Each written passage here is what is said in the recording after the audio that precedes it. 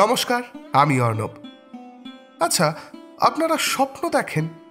না না, দুঃস্বপ্নের কথা বলছি না, জেগে জেগে দেখা স্বপ্নের কথাও বলছি না। আমি বলছি ওই স্বপ্নগুলোর কথা যেখানে আমরা ডাইনোসরের পিঠে চেপে বেড়াতে যাই, বা আমাদের বাড়ির পাশের বাচ্চাটির জন্মদিনে শাহরুখ খান একটি পেন্সিল বক্স নিয়ে নেমন্তন্ন খেতে আসেন। আচ্ছা, এরকম স্বপ্নগুলো দেখে আপনাদের কখনো কোনো উদ্ভট কাণ্ড ঘটানোর কথা মনে হয়েছে? মানে ধরুন না, স্বপ্নে দেখলেন সমুদ্রে লাফালাফি করে স্নান করছেন, পরদিন ঘুম থেকে উঠেই সবার আগে দীঘার টিকিট কাটলেন। করেছেন এরকম কিছু? এরকম কোনো অভিজ্ঞতা থাকলে কমেন্টে চটপট লিখে ফেলুন গল্পটা। না না, দাঁড়ান দাঁড়ান, তার আগে আমি যে গল্পটা শোনাবো সেটা শুনেই যান। আসুন শুরু করা যাক আমাদের আজকের নিবেদন, প্রভাত কুমার মুখোপাধ্যায়ের গল্প সারদার কীর্তি। স্টিমারে খুলনা যাইতেছিলাম, সঙ্গে স্ত্রী ছিলেন। ক্যাবিন রিজার্ভ করা ছিল। সারা দ্বীপ্রহর দুইজনে বসিয়া গল্প করিয়া কাটাইলাম। সন্ধ্যার কিয়ৎ পূর্বে তিনি ঘুমাইয়া পড়িলেন। আমি ভাবিলাম এই অবকাশ ছাদে গিয়া একটু সন্ধ্যাবায়ু সেবন করিয়া আসি। সেইমাত্র স্টিমার মানিকতহ ঘাট ছাড়িয়াছে। ক্যাবিনের ভিতরে বসিয়া মনে হইতেছিল আর বেলা নাই। বাহির হইয়া দেখিলাম সূর্যাস্ত হইতে তখনও বিলম্ব রহিয়াছে, সুতরাং ছাদে যাওয়া হইল না। অলসভাবে ইতস্তত পদচারণা করিয়া বেড়াইতেছি, হঠাৎ একটি অপরিচিত যুবা আমার কাছে আসিয়া আমাকে ভূমিষ্ঠ হইয়া প্রণাম করিল। দূরের দৃশ্য দেখিবার জন্য চশমা বদলাইয়া ক্যাবিন হইতে বাহির হইয়াছিলাম। চশমা খুলিয়া যুবকটির মুখের পানে চাহিয়া রহিলাম। পূর্বে তাহাকে কখনো দেখিয়াছি বলিয়া তো কই না, স্মরণ হইল না। লোকটির বয়স ওই 25 বৎসর হইবে। একহারা চেহারা, চক্ষু বসা, মাথায় বড় বড় চুল, পরিচ্ছদ অতি সামান্য অবস্থার পরিচায়ক। ভ্রুকুঞ্চিত করিয়া তাহাকে জিজ্ঞাসা করিলাম, আপনি আপনি কে বলুন তো? আগে, আমার নাম শ্রী সারদা প্রসন্ন চট্টোপাধ্যায়, নিবাস কুমারখালী। আমাকে চিনলেন কি করে?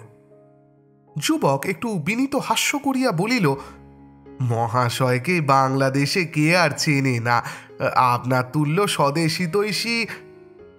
আমি তাহাকে বাধা দিয়া বলিলাম, ঠিক আছে ঠিক আছে, কি চান আপনি?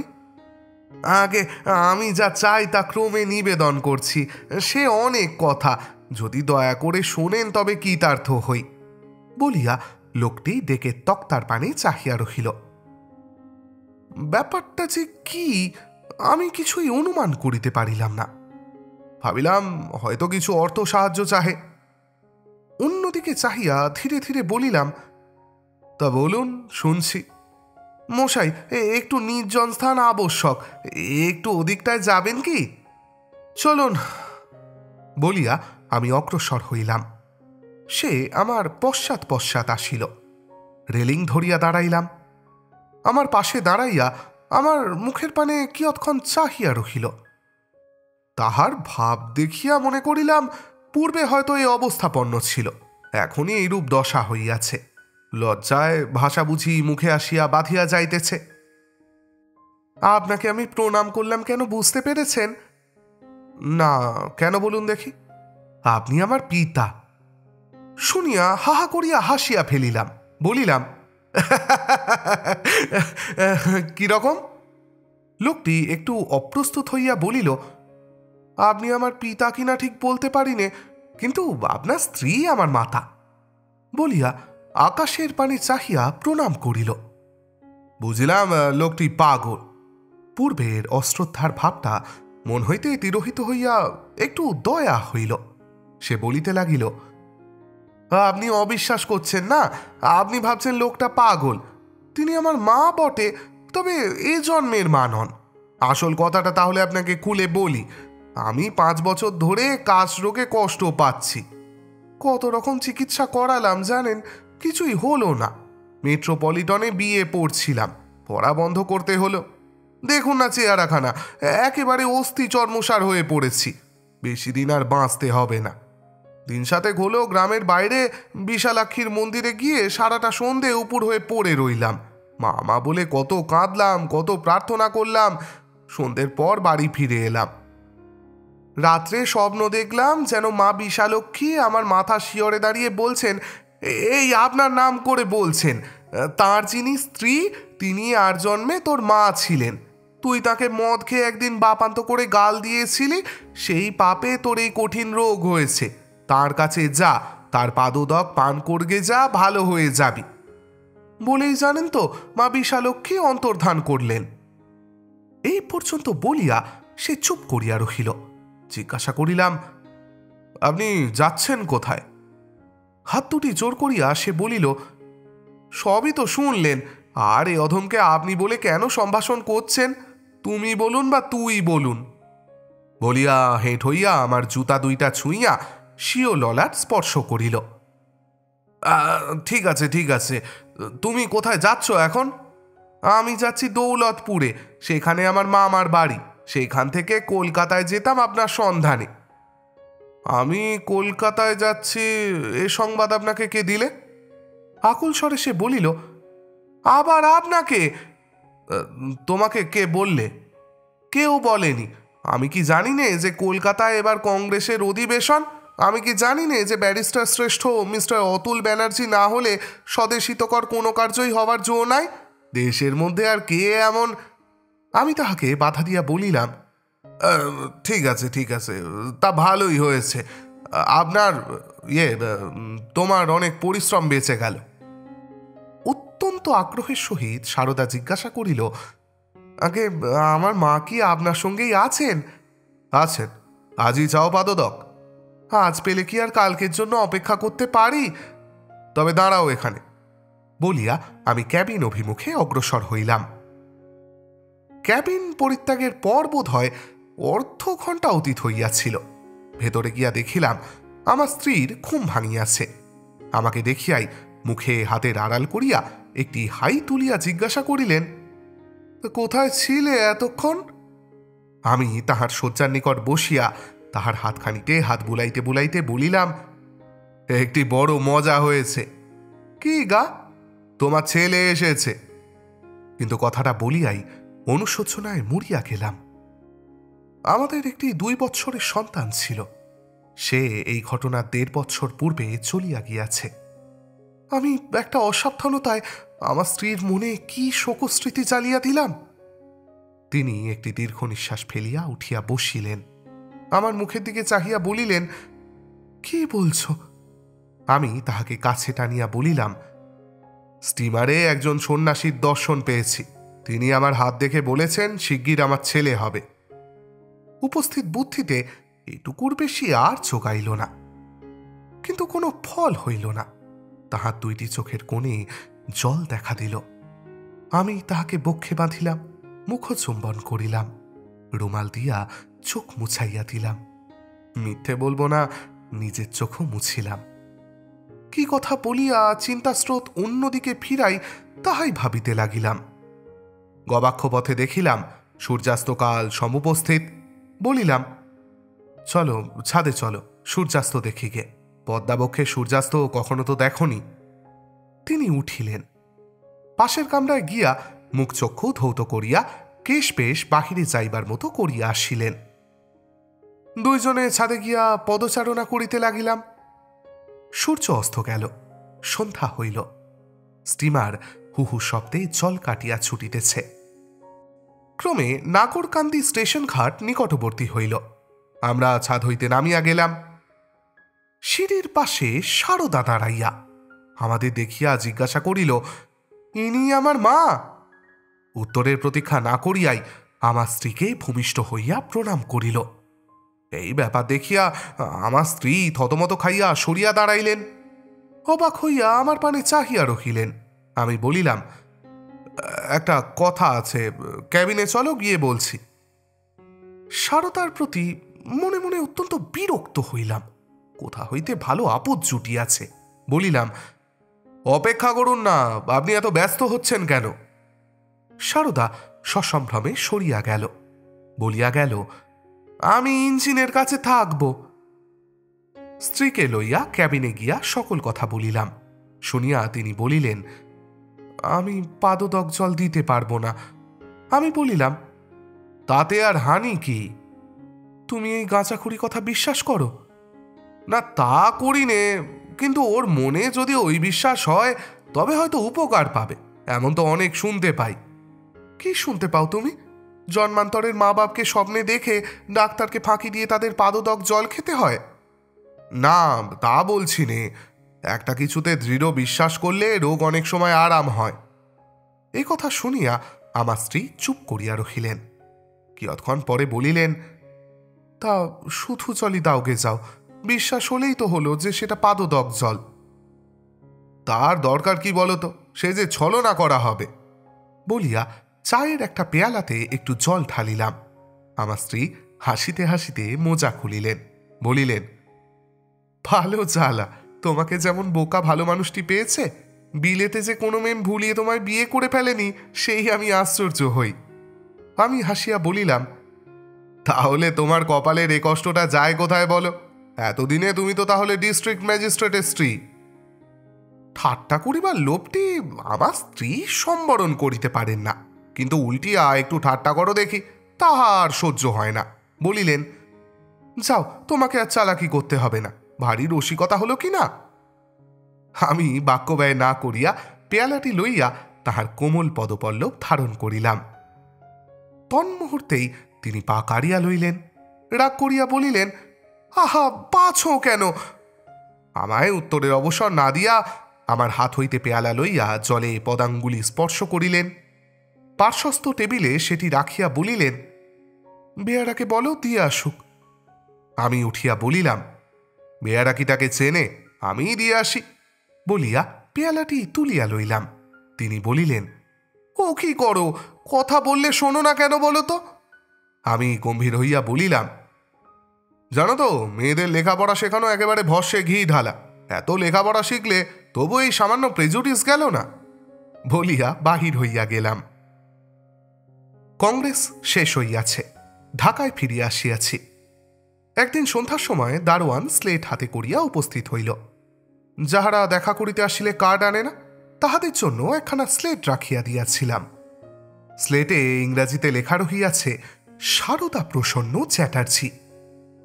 2 মাসের পুরাতন কথা সহসা স্মরণ করিতে পারিলাম না।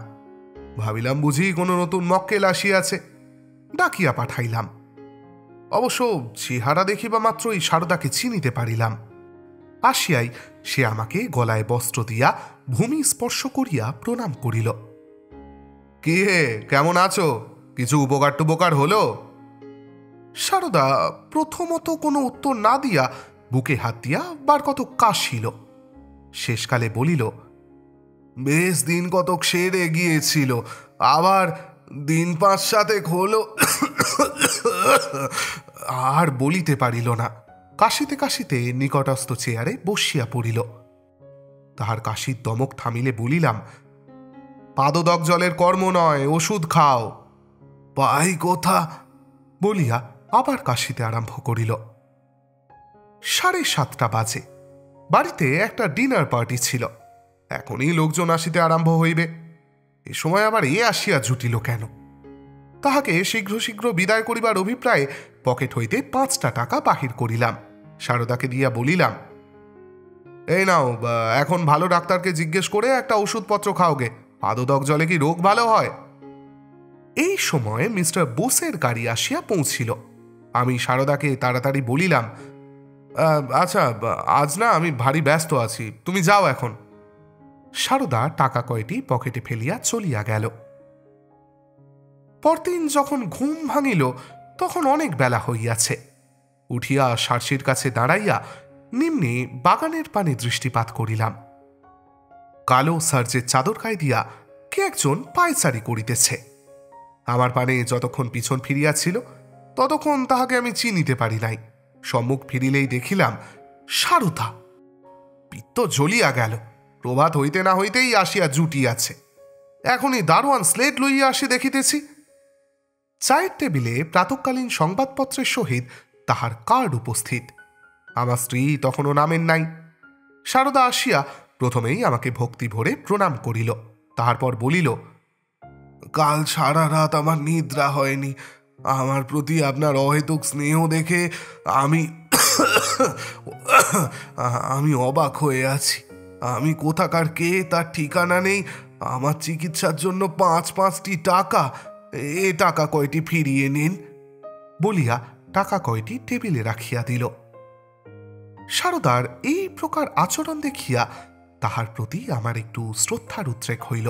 বলিলাম, না না, ও টাকা আর ফেরত দিতে হবে না, তোমার চিকিৎসার ব্যয়ের জন্যই তো দিয়েছি। সারদা বার কয়েক কাশিয়া বলিল, দেখুন, দৈব শক্তিতেই আমার বেশি বিশ্বাস, ডাক্তারি কবিরাজিতে আমার বিশ্বাস নাই। এ অবস্থায় ওতে অর্থ ব্যয় কি মিছে হবে না? আমি কিঞ্চিত ভাবিয়া দেখিয়া বলিলাম, হ্যাঁ, একেবারে বিশ্বাস না থাকিলে ফল হওয়া শক্ত বটে।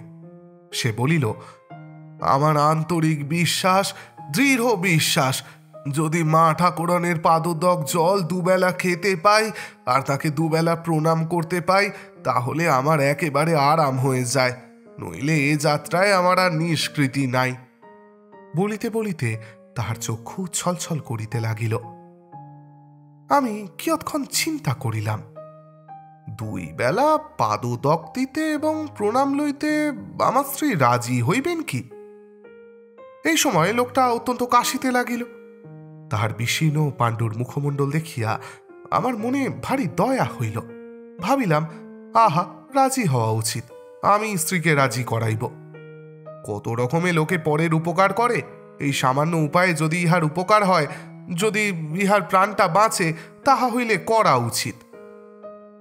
সারদাকে বলিলাম, তুমি নিচে গিয়ে কর্মচারীদের ঘরে অপেক্ষা করো, আমি তোমাকে ডেকে পাঠাবো। স্ত্রীর সন্ধানে গেলাম। শুনিলাম তিনি স্নানের ঘরে। অর্ধঘণ্টা পরে তাহার দর্শন পাইলাম।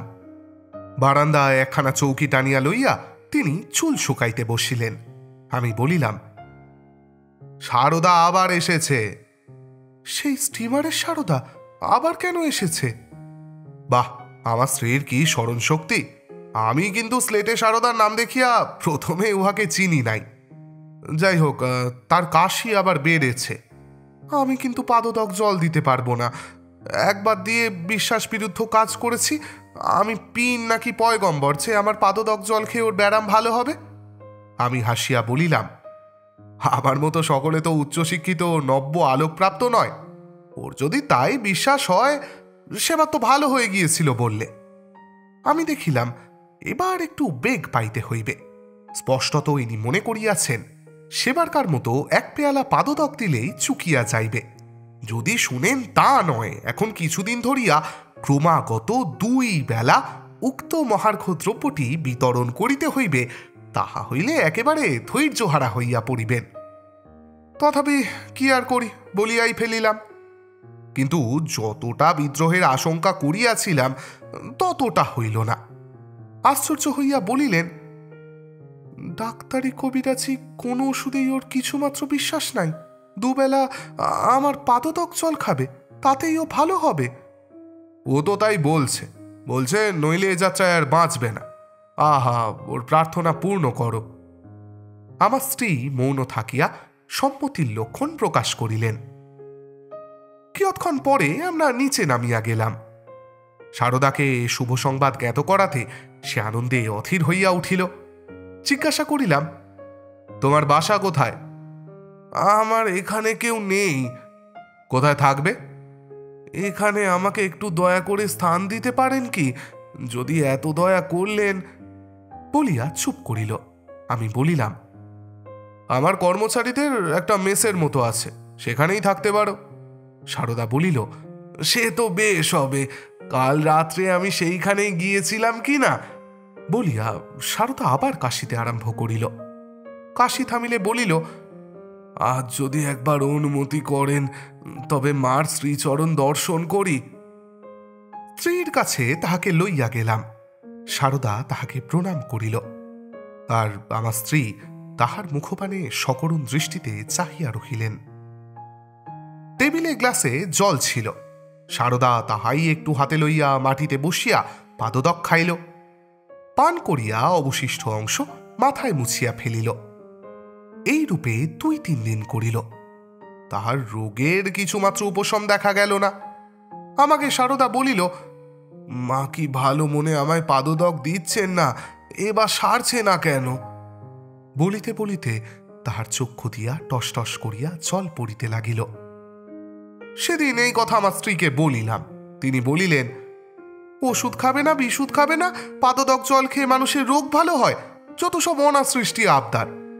আমি বলিলাম, দেখো, ইচ্ছা শক্তিতে বোধহয় কিছু কাজ হয়। তুমি পাদদক জল দেওয়ার সময় মনে মনে খুব আগ্রহ ভরে ভেবো তো যে এই জলে ওর রোগ ভালো হবে। স্ত্রী হাসিয়া বলিলেন, দিনকে দিন যেন সং হচ্ছ, বিলিতি ময়ূরপুচ্ছ ক্রমশই তোমার গা থেকে খসে পড়ছে। আমি কপট অভিমান সহকারে বলিলাম, অর্থাৎ আমাকে প্রকারান্তরে দাঁড় কাক বলা হলো, তাই তো? ঠিক আছে, কিন্তু এতই যদি কালো দেখেছিলে তবে বিয়ে করলে কেন বলো তো? ম্যাজিস্ট্রেট সাহেব তো। আমার স্ত্রী এবারে আর চটিলেন না, বলিলেন, হ্যাঁ গো হ্যাঁ, সবাই তোমার মতো কালো হলে জগৎ আলো হয়ে যেত।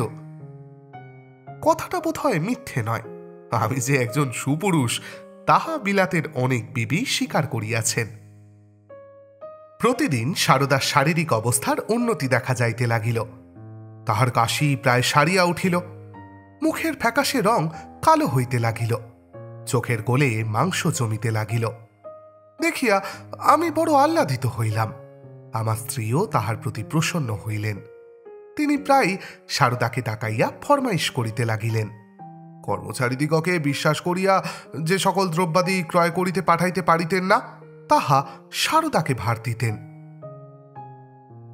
27শে বৈশাখ একটি বিবাহ উপলক্ষে বন্ধুগৃহে নিমন্ত্রণ ছিল। সেখানে অনেক রাত্রি অবধি থাকিবার কথা ছিল। বিবাহান্তে থিয়েটার অভিনয় হইবে। বাড়ি ফিরিতে অন্তত রাত্রি 2টা বাজিবে। ইহা আমাদের চাকর বাকর কর্মচারীদিগকে বলিয়াছিলাম। সারদাকে কিছুদিন হইতে আমার আইন পুস্তকের লাইব্রেরিতে তত্ত্বাবধানে নিযুক্ত করিয়াছিলাম। তাহাকে বলিলাম, সারদা, তুমি আজ লাইব্রেরিতে শুয়ো, একটু সজাগ থেকো কিন্তু। সে বলিল, আগে আমায় বলতে হবে না, আমি আর জেগেই থাকবো এখন যতক্ষণ না আপনারা ফেরেন। জাগিয়ায় সে ছিল বটে, পরে প্রমাণ পাইলাম। ফিরিতে রাত্রি 3টা বাজিল। আমার স্ত্রী বেশ পরিবর্তন করিবার জন্য কক্ষান্তরে প্রবেশ করিলেন। আমি একা শয়নকক্ষের দ্বার মুক্ত করিয়া যে দৃশ্য দেখিলাম, তাহাতে আমার চক্ষু স্থির হইয়া গেল।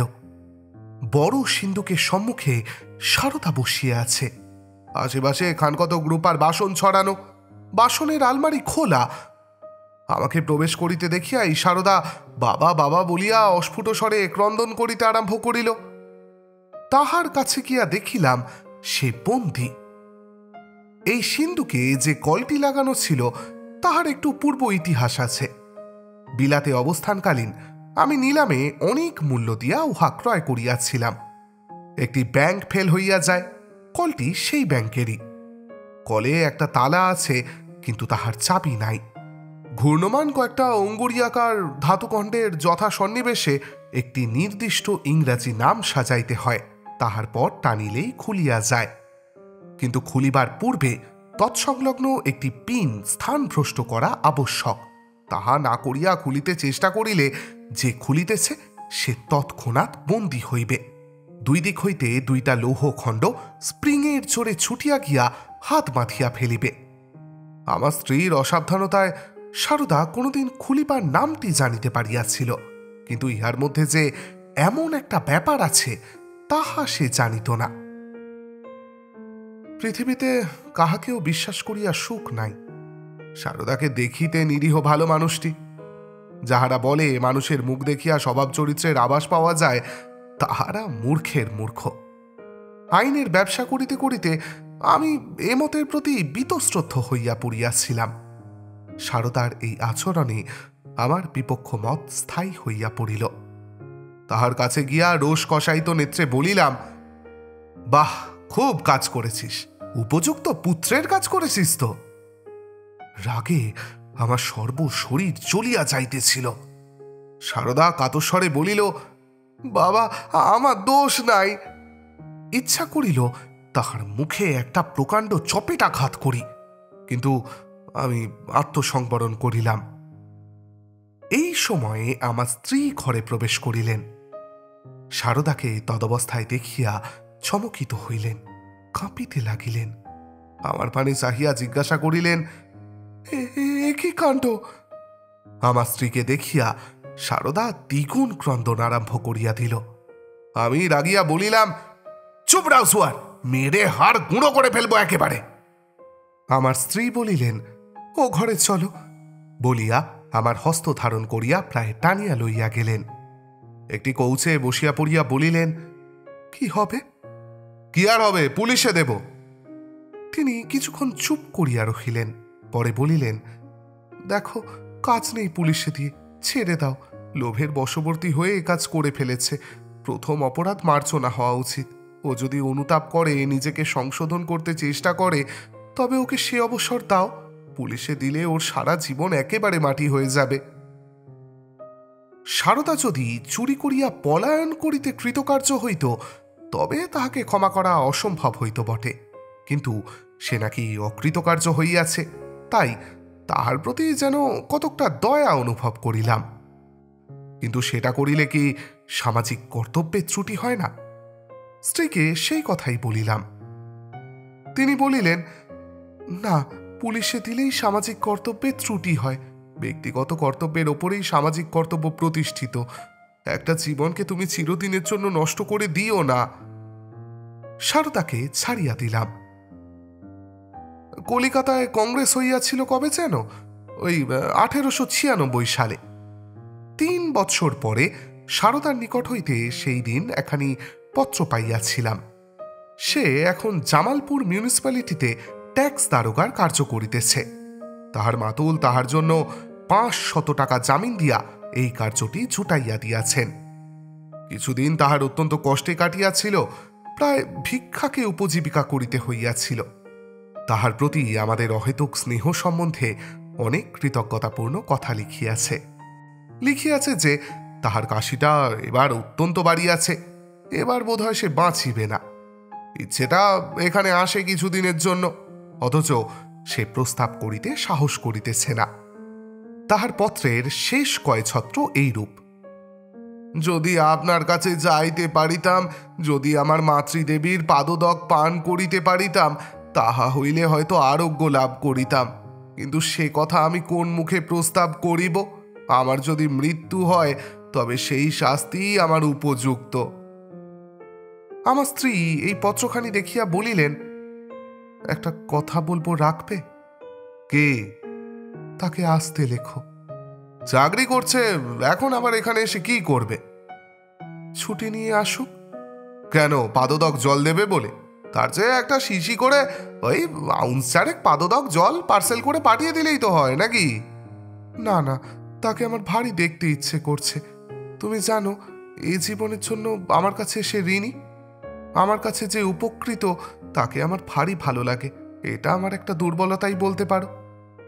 আমি গম্ভীরভাবে বলিলাম, আমি ধন্য, বুঝলে, যার এমন স্ত্রী। পাদদক্ষে কত লোক জীবন পেয়ে যায়। আহা, ঠাট্টা করো কেন? আমার পাদদক পান করে সে জীবন পেয়েছে, আমি কি তাই বলছি? জীবনের মানে তার নৈতিক জীবন ভেবে বলেছিলাম আমি। তুমি তাকে পুলিশে দিলে তার কি সর্বনাশ হতো বলো দেখিনি? আমি বলিলাম, না, নৈতিক জীবন ছাড়া ভৌতিক জীবনও তুমি তাকে দিয়েছ। তুমি পাদদক না দিলে হয়তো এতদিন সে বাঁচত না। আমার স্ত্রী একথা শুনিয়া ভারী হাসিতে লাগিলেন। হাসির অর্থ ভালো বুঝিতে না পারিয়া আমি তাহার পানে নির্বোধের মতো চাহিয়া রহিলাম। হাসি থামিলে বলিলাম, কি হলো, অত হাসছ কেন? তুমি বুঝি মনে করেছ শারদা আমার পাদদক্ষে ভালো হয়েছে? তবে কি তোমাকে প্রণাম করে করে? না গো না, তাও না, এর একটা রহস্য আছে। প্রথম 2-3 দিন যখন দেখলাম তার কাশিটা ক্রমশই বেড়ে যাচ্ছে, তখন জলে পদস্পর্শ করার পরিবর্তে এবেলা একটা ওবেলা একটা হোমিওপ্যাথিক ওষুধের 1 ফোঁটা করে স্পর্শ করাতে লাগলাম। ওয়াইন গ্লাসে ঔষধ তৈরি করে টেবিলে কাগজ চাপা দিয়ে রেখে দিতাম।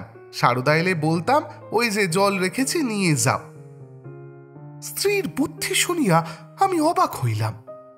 শারদাকে আসিতে লিখিলাম। সে উত্তর দিল, এ কালা মুখ আর আপনাদিগকে দেখাইতে ইচ্ছা নাই। অগত্যা হোমিওপ্যাথিক ঔষধ 2টা কিনিয়া তাহাকে পাঠাইয়া দিলাম। 1 সপ্তাহ পরে পার্সেল ফিরিয়া আসিল। যেদিন প্রভাতে পার্সেল ফিরিল সেই দিন সন্ধ্যাবেলা একজন পুলিশ কর্মচারী আসিয়া আমার সঙ্গে সাক্ষাৎ করিলেন। ইনি আমার পূর্ব পরিচিত। সারদাকে লেখা আমার পত্রখানি বাহির করিয়া বলিলেন, এর কোনো সন্ধান দিতে পারেন? ব্যাপার কি জিজ্ঞাসা করিয়া জানিলাম সারদা মিউনিসিপ্যালিটির 12,000 টাকা আত্মসাৎ করিয়া পলায়ন করিয়াছে। আমার স্ত্রী এ সংবাদ শুনিয়া অত্যন্ত বিস্মিত হইলেন।